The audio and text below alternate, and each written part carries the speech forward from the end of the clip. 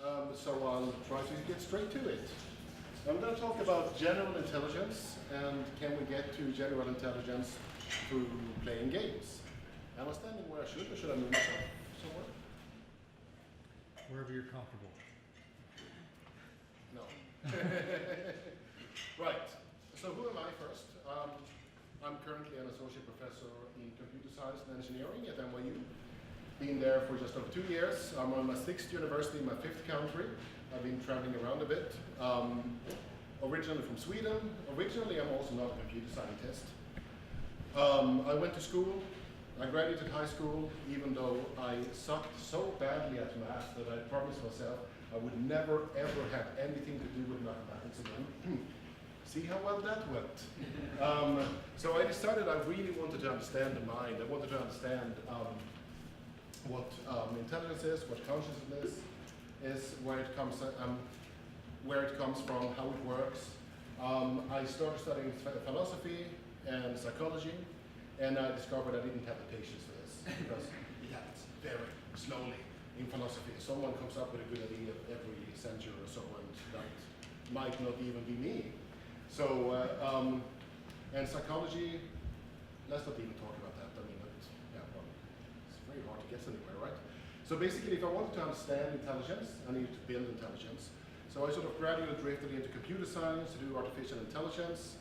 I was for a while at Sussex doing biologically inspired AI, sort of the interface between theoretical biology and artificial life. And then I was thinking I was going to do robotics for my PhD in Essex. Evolutionary robotics, using evolution to train neural networks that control robots. However, then you have to deal with physical, actual robots. And I don't think, no. They break down, they're slow, everything. So that wasn't my thing either. Or my cup of tea, as we said back in England. So I moved into using games as test beds. And then I figured out you could do lots of interesting things with AI in games, not just playing them. But that's a topic for another talk. Now we're supposed to talk about general intelligence. Can we get there? So let's talk about general intelligence. What is general intelligence? Do we humans have general intelligence? My answer is no. My answer is that no. I mean, basically, we're products of society. Each one of us is good at a couple of things. I'm terrible at cooking. No, I'm not. I do a good risotto, but apart from that, I'm pretty bad at cooking. I am not a good acrobat. I can't dance. I know nothing about accounting or law in general, and I don't even know all the things I don't know very much about. Individual humans are not very intelligent. Society as a whole is pretty intelligent. We are trained to do particular things, and the vast majority of tasks we could possibly face, we absolutely suck at. So when people talk about this human-like intelligence, we want artificial intelligence that's general intelligent, because that's what humans are. I think that we're making a mistake in assuming that there is such a thing as what we're trying to find. I am not sure there is such a thing as general intelligence. Sure, I could learn to do a lot of things. Any of us could learn to become a good accountant, I suppose. Would take us 5 years or something, but that doesn't mean we know how to do it. There is this idea in computer science that all computational devices are equivalent because every Turing machine can emulate any other Turing machine. That is correct, that is true. It is also irrelevant. And people read very much into this. People read very much into this idea that because A can emulate B, they're both equally intelligent. Anyone who's ever written software, which I guess is quite a few in this room, knows that it's not trivial. Just because in principle there could be a program that does X, doesn't mean that this program is there. Writing is hard. So let's look at an actual definition of general intelligence. This is from Shane Legg and Marcus Hutter.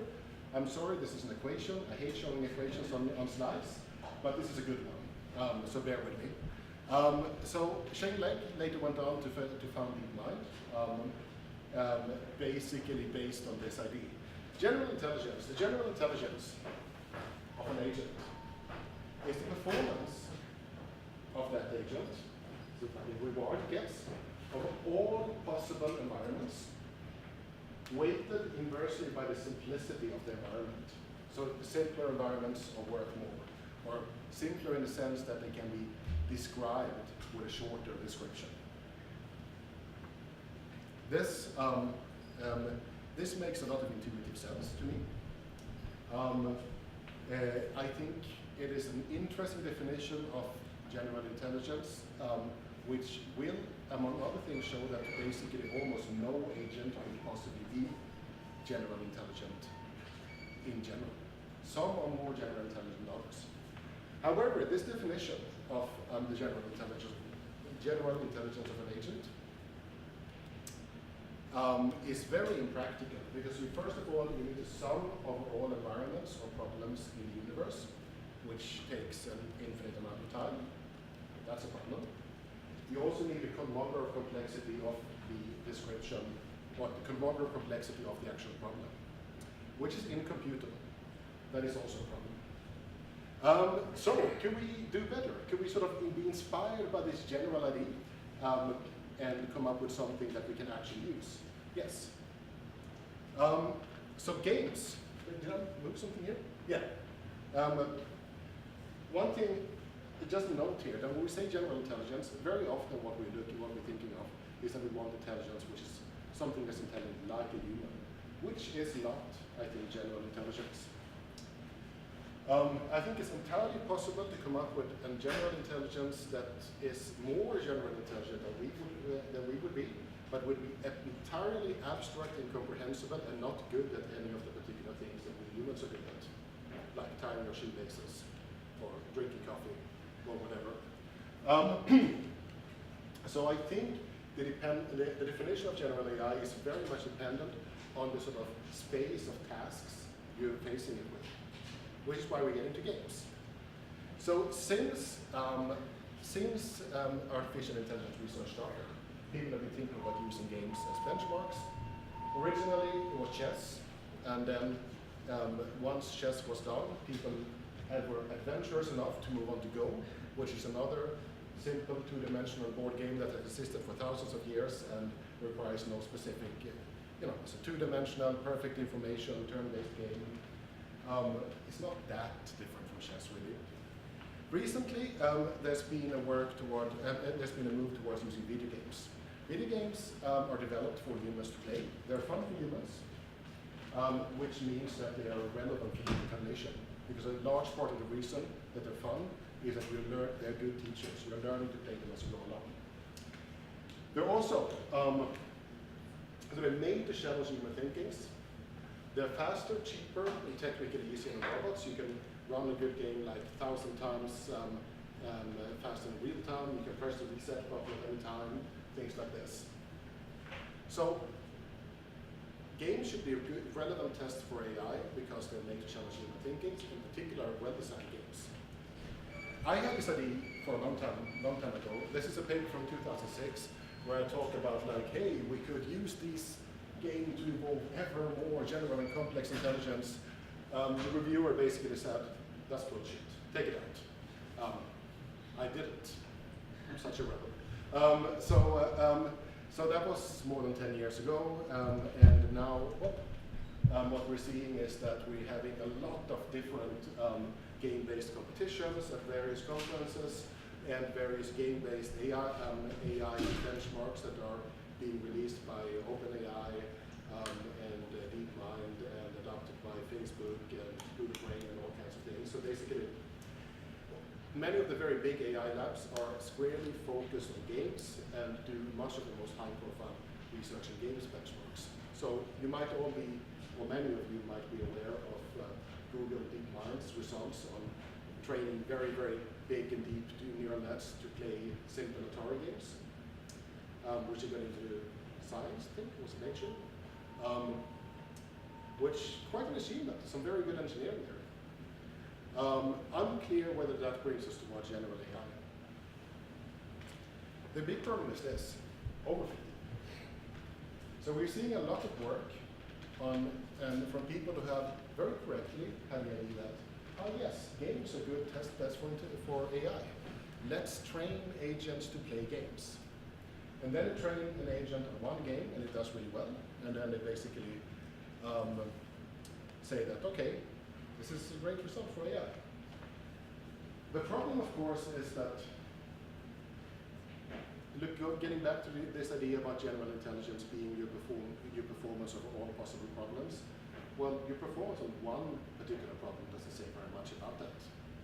So take an example. AlphaGo recently won over one of the best Go players in the world, and that's great. It's a great engineering achievement. Unclear whether that says anything about general intelligence, because AlphaGo can really only play Go. It can't even play checkers or chess or anything. You could use the same architecture and train it to do something else, but that would still be creating another intelligence in space. I've been running these game-based AI competitions for quite a few years in conjunction with some of the AI and games conferences, based on things such as Super Mario Bros. Or this racing game called Torx. Also been a little bit involved in the StarCraft competition. StarCraft is a really, really interesting benchmark.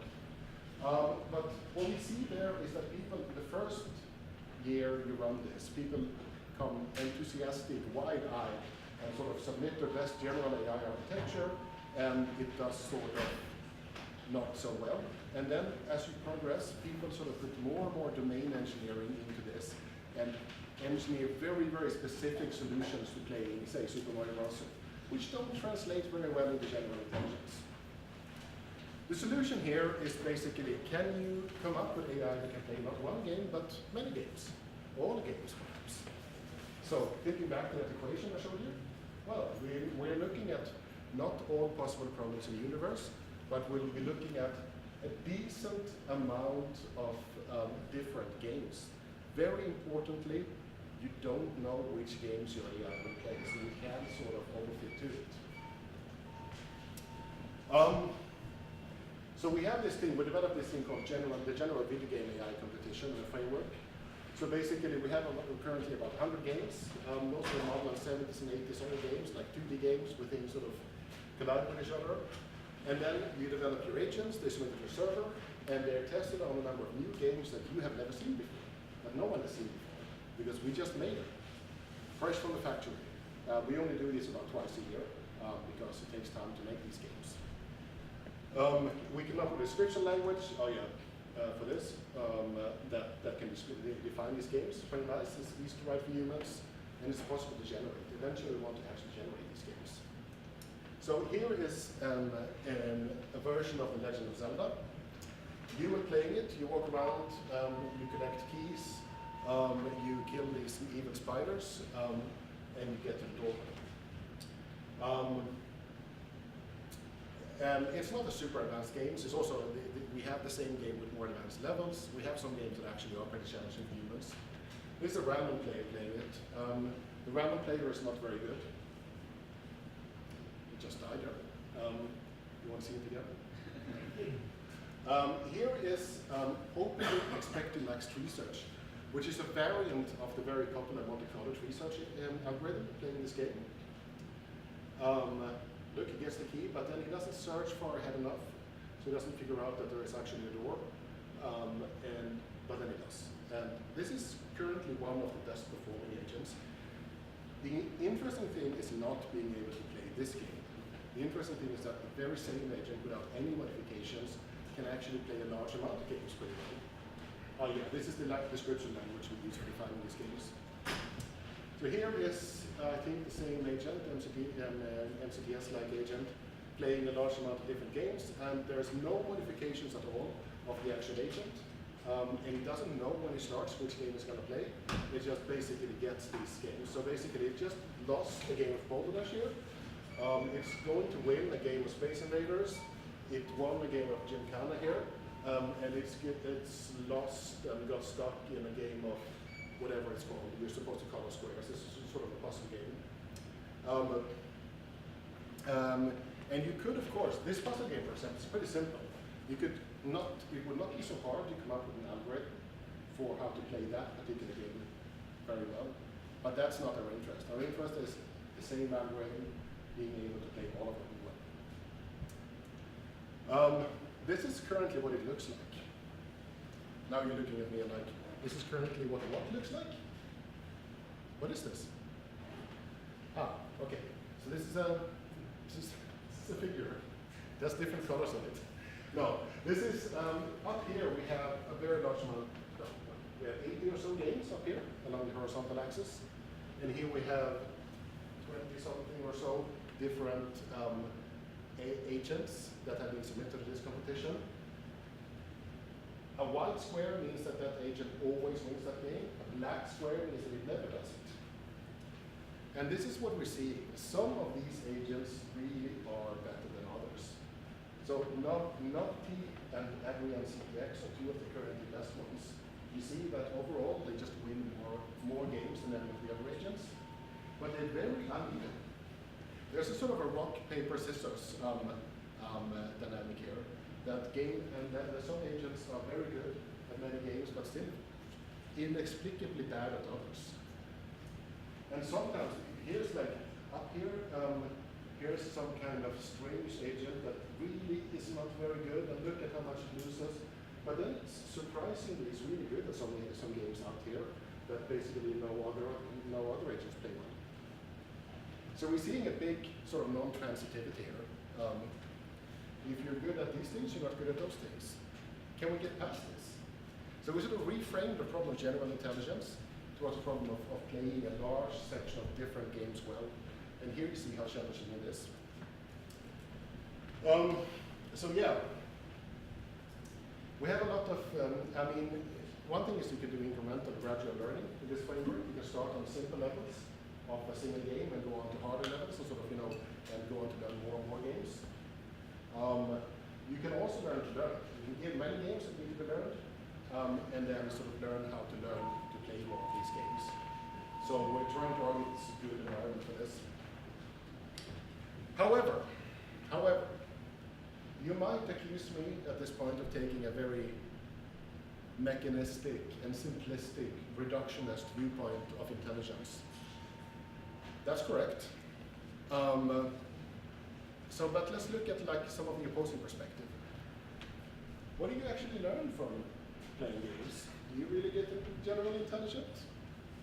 Do you, from playing these games, okay, if you do really well, do you have a capacity for linguistic interaction, any bodily awareness, empathy? Does it teach you to dance, to make love? Does it make you conscious? Maybe not. Games are also much of many other things, though.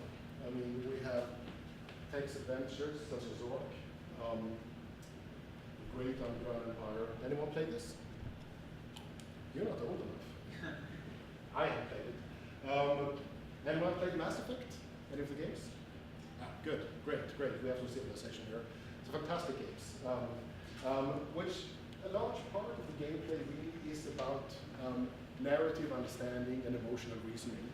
There's also a lot of shooting people with laser guns, which is great. But there's a lot of like trying to figure out what people's intentions are, and what they know that you know, and so on and so on. Nth order intentionality. Can you somehow progress from an agent that first learns to play Space Invaders, Pac-Man, Breakout, and progresses more and more until you eventually can play Zork and Mass Effect, and so on? I mean, in the meantime, you probably need to learn to play Doom and maybe some of these stupid American football games. I don't know. I think you could. I think you could set up this sort of big gradual learning curve here. Yeah. Let's sum this up. I mean, all these benchmarks for AI have their sort of drawbacks. But some are better than others, some are less better than others. And I think games are less better than many others, largely because there are so many AI benchmarks that are either entirely irrelevant to human thoughts, and let's face it, when we talk about general intelligence, we are actually talking about human-like general-ish intelligence. Or that they're like extremely narrow. And you only test one very specific skill. So it's important when you do this that you're actually testing your AI on games that you have not seen before. And in the end, I mean, a large part of what my research is about is also about generating these things. If we need an infinite or like an arbitrarily large supply of new games, so we need to generate them. So by gradually increasing the types and the range of games we test on, we can include more intelligences. We can get more and more sort of wide sort of intelligence. And lest I mean, I might sound unsure what I'm thinking about what general intelligence is. I'm not, but I think we need to test it. We need to build it to test what we're talking about. Right, that's all. These are some references. I think that's all I wanted to say.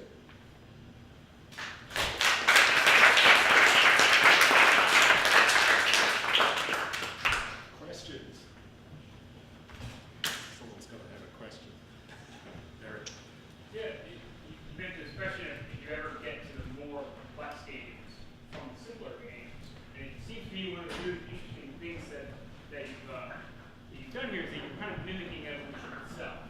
In that evolution, you start out, effectively you're in the sea, and your whole goal is to find certain chemical gradients or something until your enemies are very much like you. So your single-celled organisms like break out. Exactly. Yeah, And then, fun. or Pac-Man, you're trying to avoid getting eaten by get the grapes or whatever, right? And then, you consistently evolve, by the end of it, you're trying to manipulate whole entire civilizations and being lessons. Doom is sort of when you walk out of water or something. Yeah, precisely. So it seems to me like the sense in which what evolution is doing when you're building a brain or a nervous system is that you're creating these universal players, right?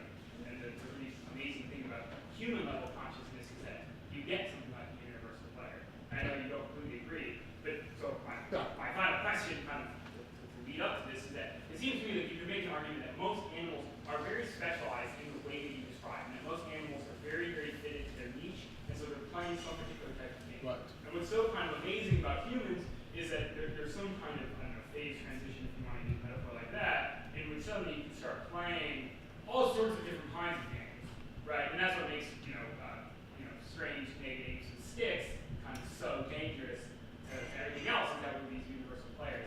So is there a sense in which what you're really looking for are these phase transitions much more towards the end of the very complex game? Or do you think that it'll be almost this linear thing where the agents are consistently getting better? No, yeah, so I think from a purely technical standpoint, you could easily, you could see phase transitions in game design history. Adding a third dimension, adding continuous movement, adding physics, adding narrative, things like this. You could definitely look at these as phase transitions, and you can see progression for evolution.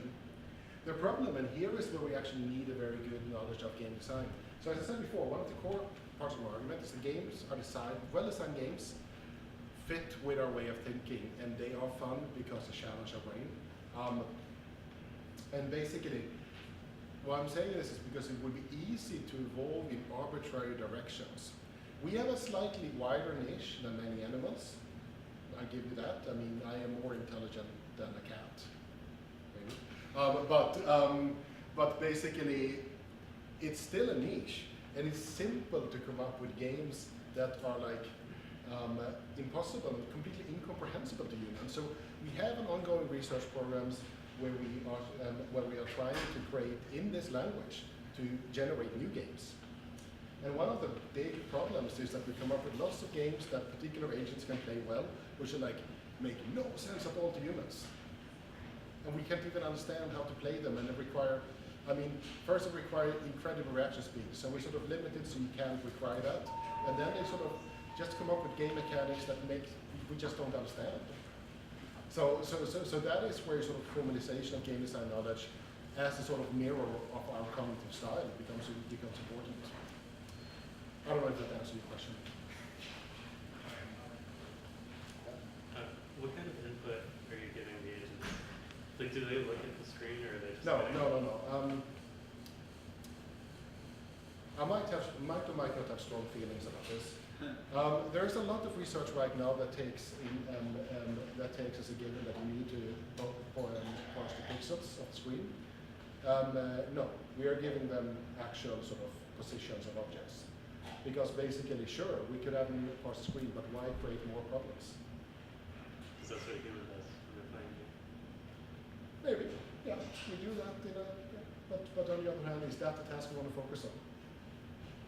You can also just learn the generic computer vision system and then pick out that knowledge from it, but then you're just making the task, then you're just adding complexity for no particular reason.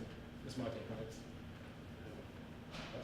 So, how do you define a difficulty of game? So, like for instance, if you have chess, is that easier or more difficult or not as difficult as, for instance, Pac-Man or Mario? Is there some? I think you can only define it. I mean, there's a lot of like well-studied things in game design about like how much information you have, what's your branching factor, things like this. What's the stochasticity. Mario? But in practice, you can only define it relative to an agent, which is basically some of what this figure tells you. These are basically the games are ranked according to difficulty, not strictly, but basically mostly according to difficulty. We can do a strict ranking of difficulty, but that's measured against a portfolio of agents. So I think you can only measure difficulty as relative to particular agents. Though I would love to be proven.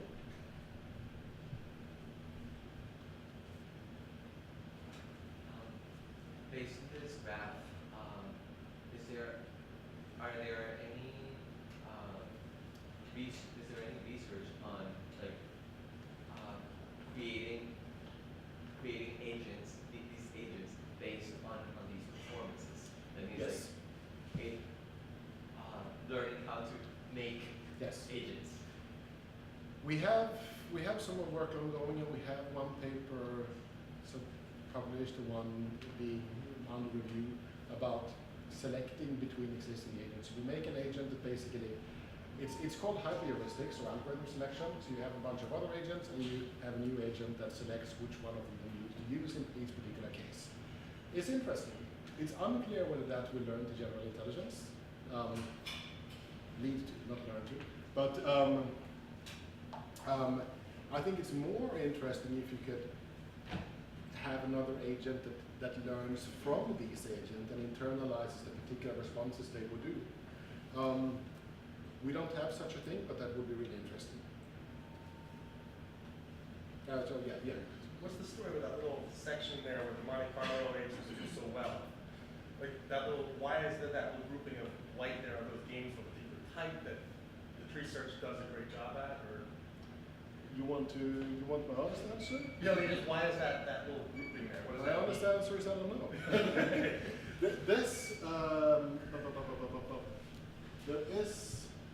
There is a cluster of Sokobel-like things down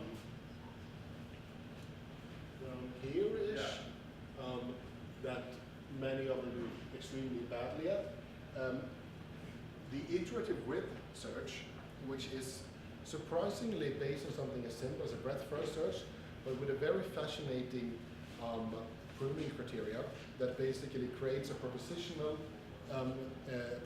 table of everything that happens and looks for the right amount of novelty and prunes everything that doesn't have that. Does reasonably well on that bunch of games, but the others don't. That's a very strong effect. These games, I do not know. Yeah. Can you elaborate further on the description language? Because I think the input matters. If you start with language that has the capacity to describe certain kinds of things only,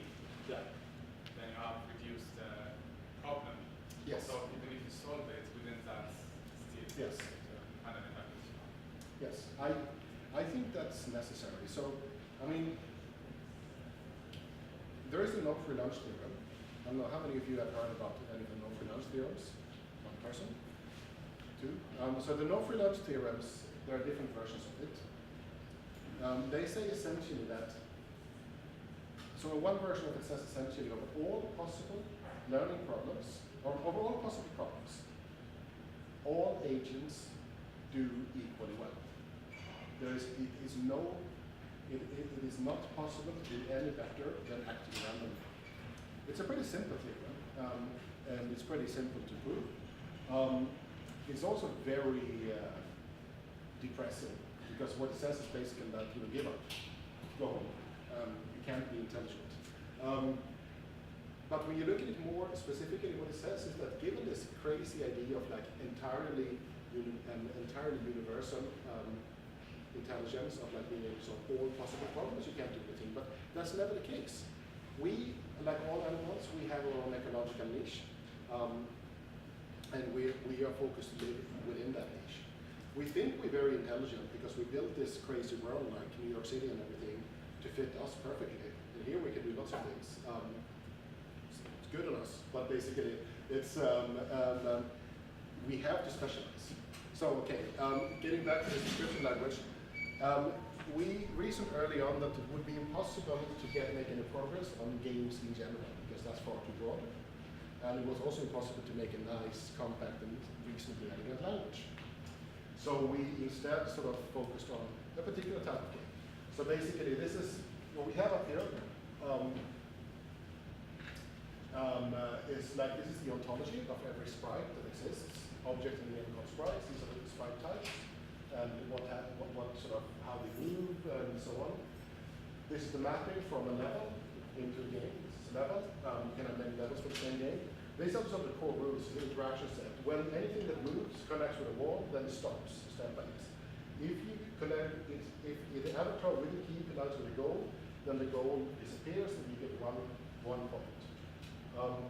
If a key connects with avatar, then the key disappears and the avatar transforms to an avatar with a key, for example. You win the game if there is no more goal because you killed it. You lose the game if there is no more avatar because you run into an enemy and so on. So I think it's fair to say that this language could easily represent everything that you could, every game you could have on an Atari 2600, and most games that were in practice developed on the Commodore 64, or probably most games on the NES. Not entirely sure about that, on the original Nintendo. You could extend it. I mean, you could make a 3D version. You could make versions. We have a version with continuous physics and gravity and all kinds of crazy stuff. It gets more complex. The space gets bigger. But that takes us back into the revolutionary thing. Could you learn to behave first in the simple environment and then scale up more and more and more? But you need to learn, you need to be restricted as you learn, I think. Yes. Long ago, I read about robots who are collecting things in warehouses, like for Amazon, for example. It was long ago. And it was not very efficient. And it was warehouses organized like we organize it, like on one shelf, one thing, on another shelf, another. And then they decided to reduce number of tasks for these robots and tell them only that you have to collect parcel is in less time, in less amount of time.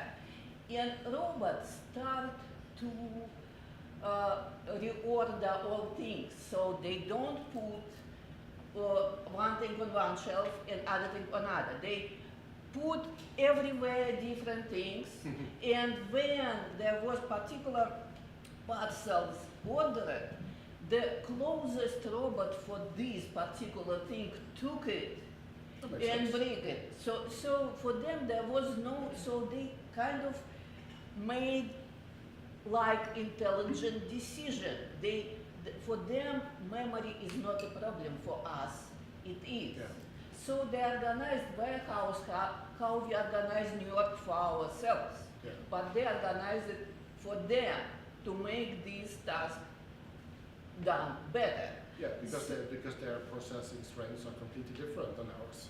They can do Yes. different things. So, but in your cases, it's very organized agent who cannot make any choices.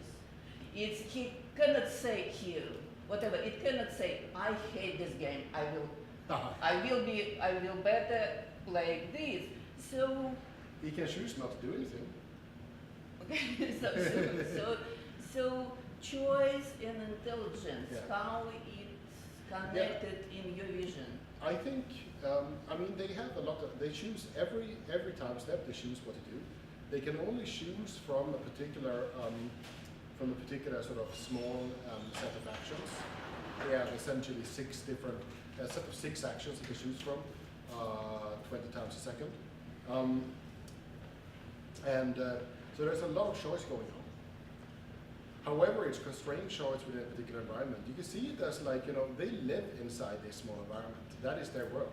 I mean, we can choose more things. We can choose to walk away from the game, but we can't choose to walk away from a 3-dimensional existence and, teleport somewhere else or like, pause world, computer stop simulation.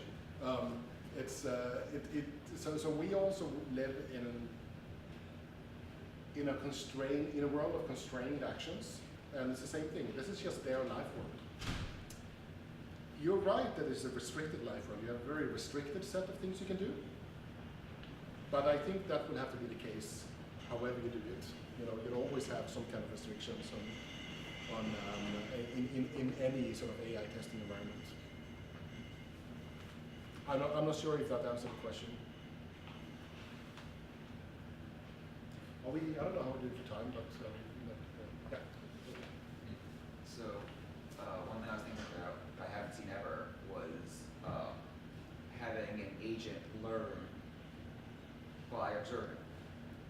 Yeah. Have you ever thought about that? Has that Yeah. ever been an Yeah. idea where maybe an agent would watch a human play the game and Yeah. learn how to play the game based on how a human plays the game, like how humans watch other humans play? It is, yeah, that's been done quite a lot. It's, you can do it in different ways. You can do it simply through supervised learning, as in like, use virtual machine, back propagation or neural net or something. You basically look at, you have lots of human play traces, and you teach the agent that in this situation you should do that. In this situation you should do that, because that's what human did. The problem with this is what happens when you get to a situation which the human did not encounter. So for example, you're training it to race a car around a track based on humans, and how the humans did it. And the humans never drove into a particular section of the track. Now the agent happens to do that because learning is imperfect, and it has no idea what to do when it crashes. This is not a hypothetical example, this is something I had to face myself. So typically you want to combine it with something else. Typically you would want to abstract some sort of high-level features of how the human plays and use some kind of evolutionary or other reinforcement learning agent to train, to play, to drive around the track while also being faithful to how the human does it. I guess my point was having an agent learn how to, take the high-level features. Yeah. So having the agent itself, watching you Yeah. play the game and then play the game, and not having humans label things. I guess the Label agent, things? what? You're not having humans label things? Yeah, so with the supervised learning, you kind of need humans to label things. Yeah, but supervised learning is like, imitating a human is also supervised learning. You get the labels. The labels are like, if you imitate a human, the simplest thing to do it is to turn it into supervised learning. Because the input features are what situation you're in, and the label is what did the human do. Well, like for instance, imagine that a human plays a game, and the Yeah. agent's watching the game, and the human's just terrible at this game. Yes. The agent should learn that I shouldn't play like this human and do something completely different. Yeah. How do you do that? Yeah, that's a good question, right? It is an interesting problem.